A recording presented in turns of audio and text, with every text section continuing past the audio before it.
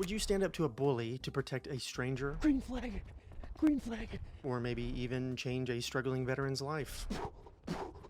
The internet defines green flags as traits or characteristics in a person that illustrates healthy behavior. They're things that you want to see from a family member, a friend, a partner, because it's a sign that you have a well-rounded person in your life. Today's stories are a perfect example of that. They're so extraordinary that they received national and international media attention.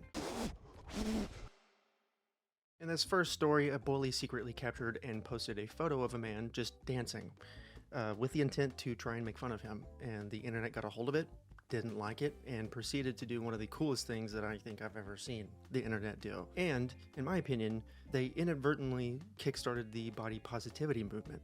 This is the story of the dancing man. Now, in the early 2000s, the media loved to pick on people while they were down. I'm talking about Britney Spears, Lindsay Lohan, Amanda Bynes, people who were just struggling openly, and it was just trendy to make fun of people like that. And in the early 2010s, this was especially true on 4chan, a forum that has always been a bit unconventional. 4chan has a forum called Politically Incorrect, where people share their opinions, and they're edgy and they insult people, but the insults were usually reserved for people who deserved it. Well, in 2015, a thread was published titled "The Official Fat Friday Shaming Thread." Users would share Google images of large people and make fun of them, and in a weird way, they were trying to get them to lose weight. Well, one user decided to take it a little bit further. He posted a photo on 4chan of a larger gentleman just dancing at a party, having fun. And he posted it with the caption, "Spotted this specimen trying to dance. He stopped when he saw us laughing." I'm so angry my blood could melt a missile! But shockingly, users were repulsed. They thought this was taking it way too far, so they started flagging the post and attacking the user who posted it in the comments. "You're a dick. He's enjoying himself and burning calories. You really think him being embarrassed and depressed is now going to help him? He is going straight for the cheeseburger to feel better." Shortly after, the rest of 4chan caught wind of this post and started to come at this user in droves. Nah, not even funny by BS low standards. I want to buy that bro a beer. This is how supervillains are created. It's a coalition of cutie patooties! This caused the entire internet to get a hold of it, and it really started with web journalist Cassandra Fairbanks. She posted to Twitter requesting help to find this guy because she wanted to throw him a huge, massive dance party. And because of this, hashtag #FindDancingMan started trending on Twitter immediately, and it was huge. It was so big it started moving to other social media platforms. What is this, a cute patoot consortium? It was even big enough to the point where celebrities started joining in on this. Pharrell Williams tweeted about it, Moby tweeted about it. Years and years of vitriol from the media and the internet in general had really piled up at this point. People were fed up. People were tired of seeing people get made fun of for no reason. And they were ready to prove that there's a place for kindness on the internet. Well, after 24 hours of this story just completely dominating social media, they found him. They found the dancing man. Cassandra posted a photo of the dancing man holding up a piece of paper, confirming that it was him. Let's gyrate. The only move I have is the Carlton. I'm very white.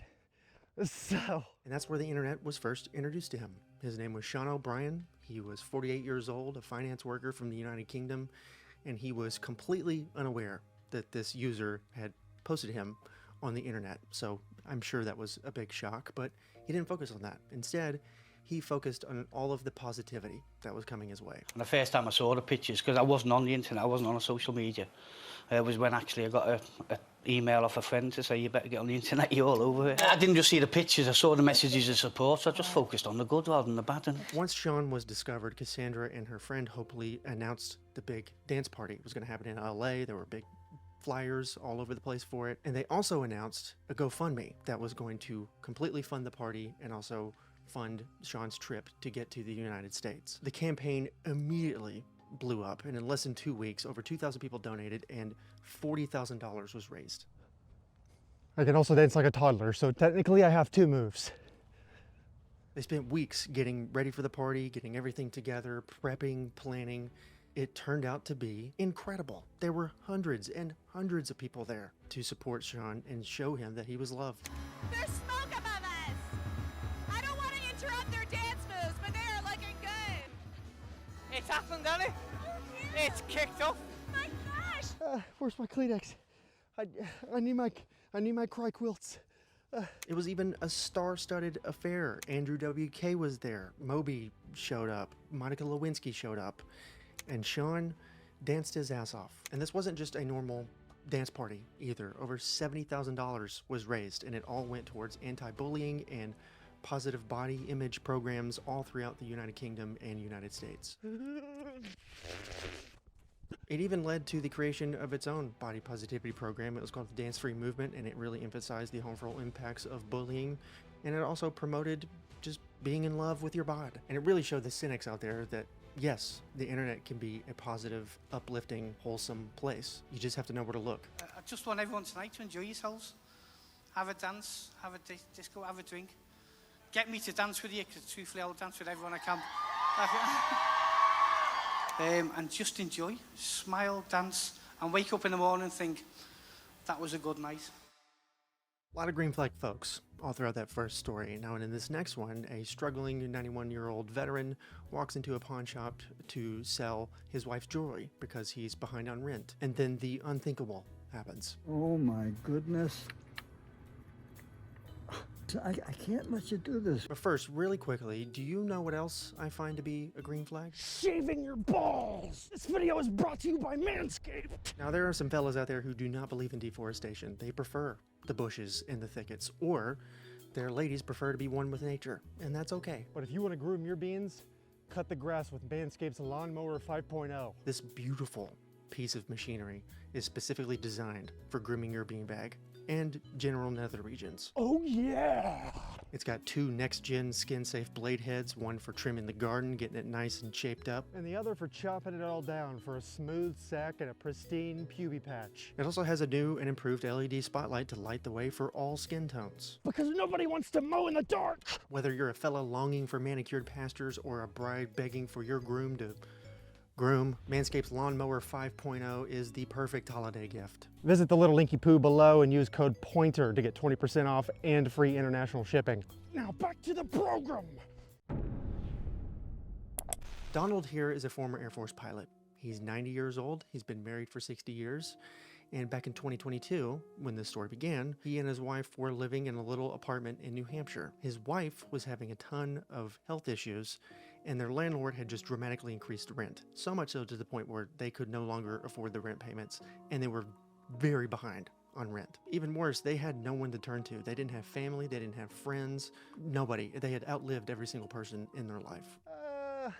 So they had to come up with a plan because they were getting dangerously close to being displaced. So they got together, they talked it out, and they decided that they were going to sell some of his wife's jewelry. So without any sort of support, they had to come up with a plan because they were getting dangerously close to being displaced. So they got together, they talked it out, and they decided that they were going to sell some of his wife's jewelry, thinking that would buy them some time until they could figure out the next rent payment, and they would maybe help cover some of her health issues. For the next year, Donald would regularly go to the pawn shop down the street called U.S. Golden Pawn, and he started developing a relationship with the woman at the counter. Her name was Janelle, and they often had a lot of small talk and pleasant conversations with one another. And Janelle got comfortable enough with him to the point where she started feeling really concerned and wanted to vocalize her concern about him because Donald was coming in a lot, like quite often, and she was really concerned for his safety and his health and just really wanted to check in on him. So one day she asked him, she was like, hey, why are you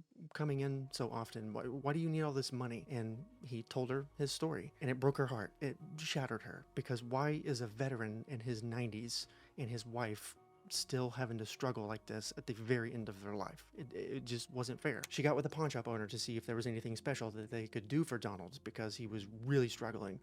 And the owner suggested that they take off the interest off of the amount that Donald owed them. And Janelle did not think that was enough. So Janelle, her husband, and the store manager decided that they were going to pitch in and donate their own money to Donald. Oh, you lovely little trio! For a month, they rounded up anything that they could find. They got even some friends involved, and they raised about $1,300. And Janelle was thinking, perfect, that'll get him settled for a while. It'll help out with a few bills, and it'll bide him some time until they figure out what's next. But she had no idea that this was the start of something much, much greater. A little while later, Donald returned to the pawn shop, and Janelle pulled out an envelope that she had been saving for him. And then she secretly set down her phone to film his reaction. Okay, well, how about this? I have something for you. This is for you. This is a little gift. I know your birthday's this month, right? I saw it on your ID. Yeah. So we put together a little fundraiser, and we came up with some money for you. Oh my gosh. You can open it. I could kiss you. God bless you. Should I open it now? Yeah, go ahead. You might not have to do your other jewelry. Oh my goodness. So there's $1,300 there. You can't do it. I can't let you do this. Yeah. No, listen, I can't let you do this for me. No, we want to do it. I'm not crying. There's pollen in this TikTok. She showed her family and friends thinking it was a really cute video, and they loved it. In fact, they loved it so much that they suggested that she post it to TikTok and even make a GoFundMe link to raise even more donations, because they knew that the $1,300 was amazing, but it was only scratching the surface for how much they actually needed to be able to survive long term. So she did it. She posted Donald's reaction, put her phone down, went to go work for a while, came back to it, picked it up. The video was already viral. The GoFundMe was at $20,000 raised in just 5 hours. Everyone in the comments was fully invested in this, just updating the donation amount in the comments, just fully ready to change this man's life. By the end of the day, it was up to $60,000. Jovial heel click. And it just kept climbing and climbing. And 2 days later, it had reached $250,000. They presented a check to Donald for $250,000, but left a little plus at the end, just hoping that it would just keep on going. And it did. When it was all said and done, they were featured in People magazine and media outlets all throughout the world. The video hit 15 million views, and the donation link hit well over $500,000. I'm walking on sunshine. Whoa! Sadly, I don't think there was a second reaction video posted, but they did do an interview with Fox News. I can't imagine the ways. I'm sure that it's going to be in unexpected ways, to say the least. I just really don't know. I'm still trying to comprehend what's happening. So now I think it's safe to say that Donald and his wife are going to be okay up there in New Hampshire. And I think these stories are just a perfect example of how amazing the internet and social media can be. I get tired of people always just talking about social media is poison. Just throw your phone in the trash and walk outside, lock the door behind you, and just move out into go to the forest in the park. Just go out there into the park in the forest and just start eating mysterious berries. Live off mysterious berries. Give up on the internet. Like, it's insane. But in all seriousness, I don't agree with that. Yes, it has its dark corners, but why are we focusing on the dark corners all the time? The internet is incredible. There's so much good that comes from it. It can change your life overnight, and also you can make a living just posting videos on the internet and just being yourself, and make poop jokes and fart jokes and have fun and do it all from your house. I think that's incredible. I think that's amazing. Yes, I sometimes too get caught up in, crapping all over social media, but I just wish we would all focus on the more positive things about the internet too. But anyway, I actually do have 3 more green flag wholesome stories for you. You're just gonna have to click the box in the top left-hand corner to hear them. So do a little clicky poo in that general area, and then we'll get started. All right, toodles.